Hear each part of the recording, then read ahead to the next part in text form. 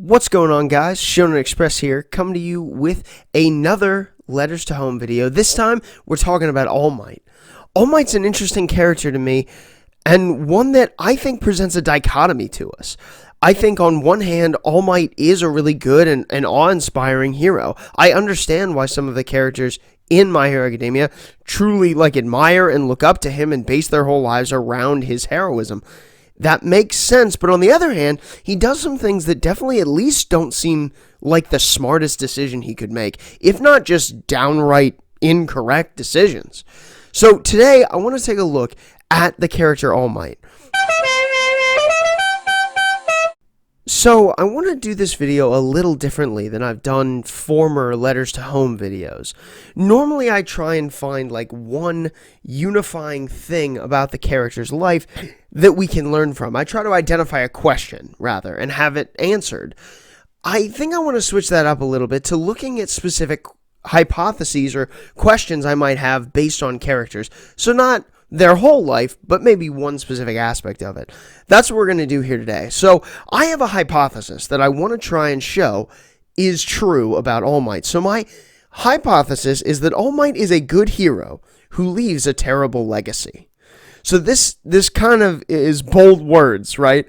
I'm sure that's no surprise to people listening, but I really do think it's true.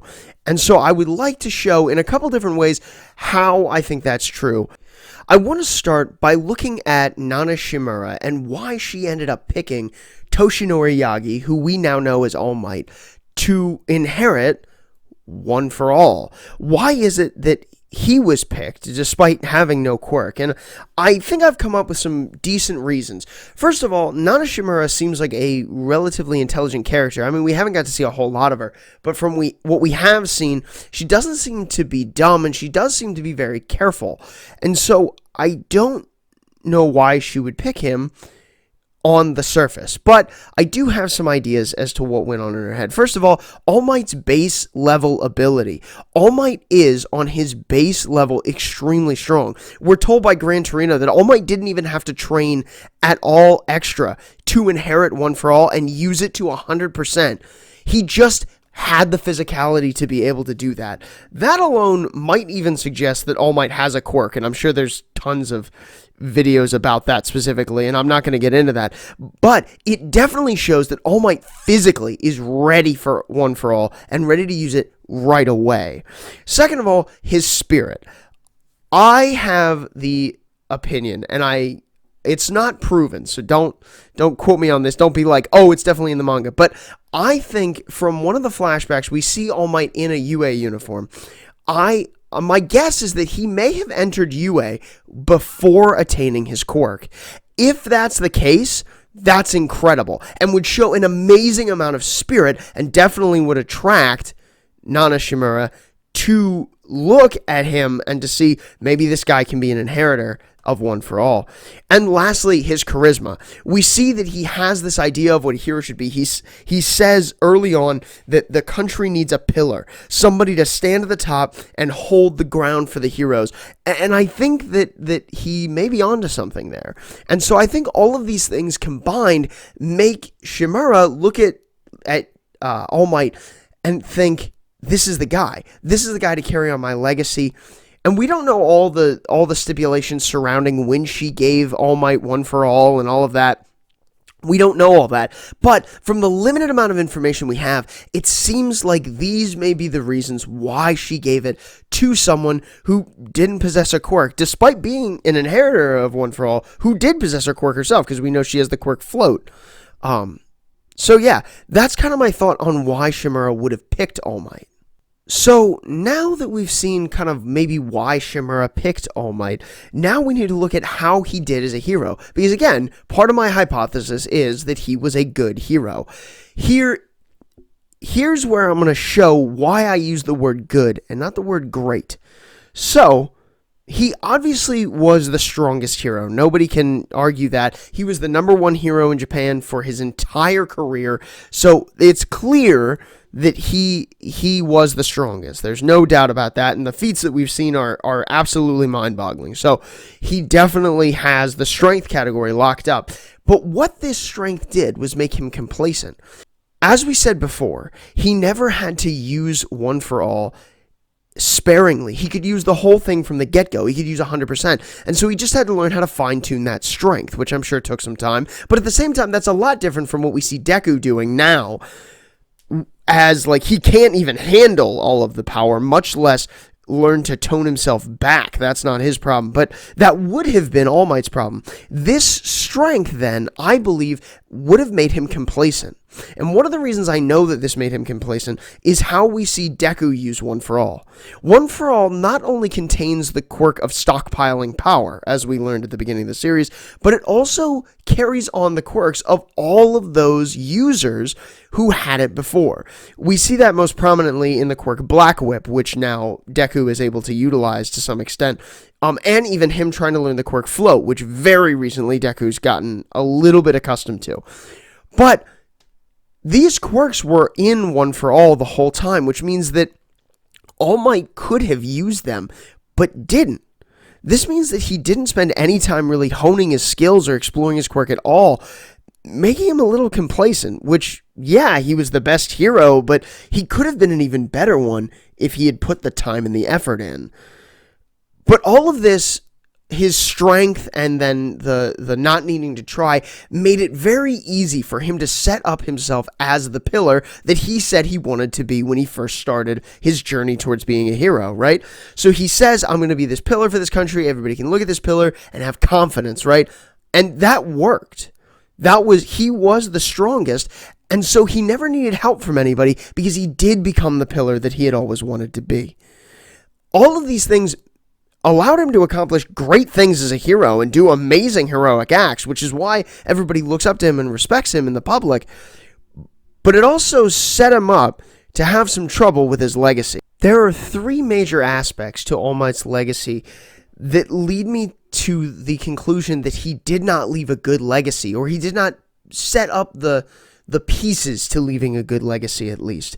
I want to take these kind of individually because I think that they're important. And the first one we have already kind of touched on, and that's by setting himself up as a pillar, he inevitably set the world up, or at least Japan up. I'm not sure if he's actually the best in the world or the best in just Japan. I think it's actually just Japan. But anyway, he's setting a society up, right? The quirk-based society. He's setting this society up to be disappointed. Eventually, even if it's just old age, even if he never got injured by All for One and he lived out his life in a normal way, eventually All Might would die. And that means that there wouldn't be a pillar there. Yes, he plans to replace it with the next user of One for All, but what if something happens in that time, which is what we see happen in the show? That confidence that people had in the pillar, in the Hero Society, would be demolished in one instance. And this could be avoided if he didn't set himself up as a pillar, but became a team player and worked specifically in the background, not in the foreground. This sets him up to have a devastating confrontation with All for One that we do see in the manga, where he gives the last of his effort to stop All for One last time, but the world knows that this is the end of All Might, and it leads to some tumultuous times for the heroes in general. So I definitely think that that part of his legacy is hard to look at in good light. The second major problem with his legacy is finding a successor. For this pillar mentality of his to work, for that legacy to work, he needs to find someone to be able to replace him. And hopefully that replacement needs to happen seamlessly with his transition out of the limelight. Obviously that did not happen in this case, but that was the intended goal. And this is where we get into Deku. All Might's choice of Deku, in my opinion, was selfish, short-sighted, and very, very lucky. So let's break these down one by one. I believe that this choice was selfish because All Might saw in Deku himself as a younger man. He saw a quirkless kid who just wanted to be a hero with all of his might, and this inspired All Might to want to give Deku all for, or one for all. He wanted to give Deku a chance to be able to be the hero that his will and his spirit would enable him to be. This is a selfish decision, right? It's a decision that's based on, okay, who am I? And I want to find someone like that and put them in my place. Remember, by the time he decides to give Deku one for all, they've known each other for maybe a couple of hours, if that. So this is an extremely impulsive decision, and it's based on who he thinks he is and how he perceives Deku to be, based on this couple-hour interaction that they have. On top of that, I think it's short-sighted. And the reason I say short-sighted is because we learned that Principal Nezumi, the principal that is also a mouse, came to All Might and said, hey, come teach at UA. You will definitely be able to find a student who can take your quirk that will work really well. That's definitely gonna happen here. So come and look at the students. We have tons of candidates. So All Might was about to do that. He was about to take that teaching position and look for a student at UA to take his place. One hopefully with a quirk, one even maybe trained a little bit with their quirk. He would have gone there. But he didn't. Before he even goes there, he finds Deku and gives the quirk to Deku. This is a short-sighted move. He didn't consider the options, the whole range of people that may be able to take his place. He just saw one person, and again, going back to the selfish thing, selfishly said, this person's like me, I think that they will be able to replace me, and so I'm just going to give it to him. I'm going to give this kid a chance. And that's selfish and short-sighted, but I did leave the room for it being extremely lucky. And the reason I say that is because Deku is not like All Might. And he's not like All Might in some very important ways.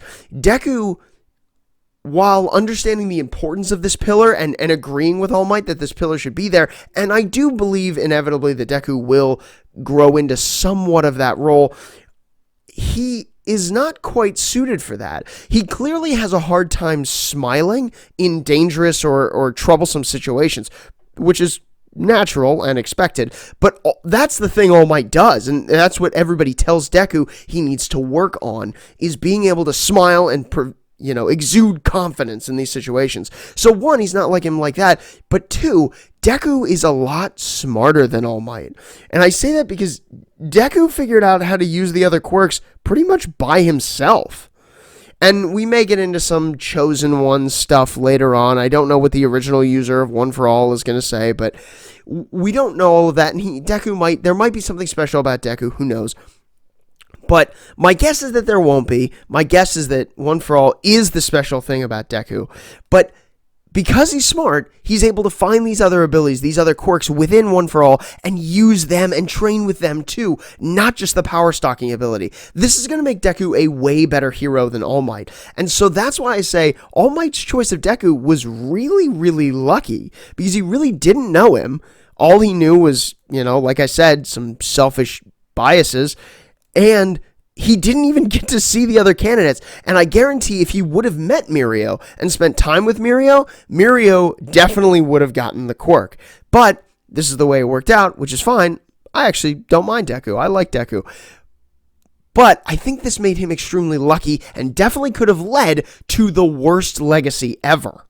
The last failing of All Might's legacy that I've kind of picked out here is that he never thought about teaching, despite becoming a teacher. So All Might knows that at some point he's going to have to pass One for All on to somebody. He's going to have to give them this quirk and have them take his place. But it seems like he did not ever really think about, how am I going to teach that person to use One for All? And I think that that's kind of understandable. Again, he never had to really learn how to use the power stocking part of the quirk, so he could just kind of jump in and do this. And he says that to Deku multiple times, that he doesn't quite understand how to help him control it because he kind of always just could. And so I get that, I understand that, but at the same time, you would think he would be thinking, how am I going to teach this to somebody else, right? How am I going to help somebody else and better them and make them a better hero than even I am? How can I do that? And how can I start learning that now? But we see him, obviously after after he loses the rest of One for All, right? After his fight with All for One, we see him like he's got that book about how to be a teacher or whatever. He's genuinely trying to be a better teacher. And like we see that, and that's all good, but at the same time, it really does just show that he's not a good teacher, and that part of leaving a legacy is being able to train the next generation. And this is something that All Might just doesn't do. He's not able to do it very well, and so we see him struggle to learn it. I actually think this struggle is an interesting thing for his character, but in the world of My Hero Academia, I think it means that he's bound to leave a legacy that is kind of lackluster. So for all of these reasons, I think that All Might definitely, as a hero, was a good hero, if not a great one, but he ended up leaving a lackluster legacy, one that would not be any good at all if it wasn't for blind luck and honestly Deku's ability and mindset to come in and be a better hero even than All Might was. And so that's my argument, guys. I'd love to know what you guys think. Down in the comment section, please leave a comment. Tell me if you think I'm wrong. Go ahead. Tell me in the comment section. If you think All Might left a great legacy, that's great. I'd love to talk with you about it. If you agree with me, still leave a comment. I'd love to talk with you about All Might, My Hero Academia, anything like that. Please go ahead and comment down below. If you liked anything I had to say, please like this video and subscribe to my channel. I bring you weekly newsletter videos every single week, so be on the lookout for that. It'll probably be out early this week, because I think we get early release. If I can get it done before Sunday, I might, but we never know. So definitely be on the lookout for that. And I like to bring you, these kind of special videos, these letter to home videos, series reviews.